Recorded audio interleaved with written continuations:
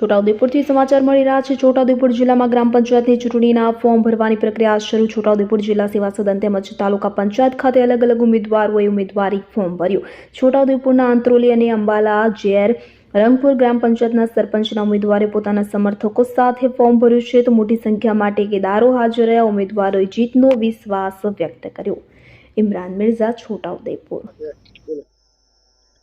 છોટાઉદેપુર જિલ્લામાં ઘણા સમયથી વહીવટદારનું શાસન ચાલતું હતું અને ચૂંટણી પાંચ વર્ષ પહેલાં પૂરી થઈ હતી, પણ અમુક એના ઇસ્યુથી ચૂંટણી લેટ થઈ।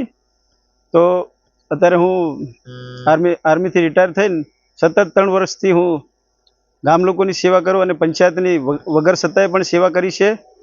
અને આજે હું અત્રોલી જૂથ ગ્રામ પંચાયતમાં સરપંચ તરીકે ઉમેદવારી ફોર્મ હું અને અમારા સભ્યોએ ભર્યું છે અને ખુશીનો માહોલ છે કે અમને સરપંચ તરીકે ચૂંટવા માટે ખૂબ સમર્થન સાથે આજે અમે છોટાઉદેપુર ખાતે ફોર્મ ભર્યું।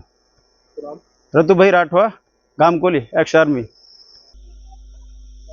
आज रोज तारीख 6/6/2025 ના રોજ અંબાલા જૂથ ગ્રામ પંચાયત તરીકે ઉમેદવારી તરીકે પત્રો અમે ભરી છે।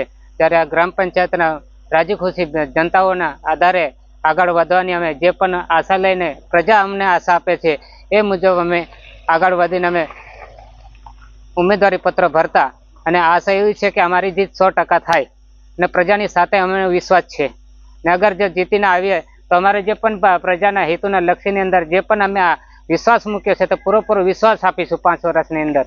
એ અમે પણ પ્રજાની સાથે અમે વિશ્વાસ લીધો છે।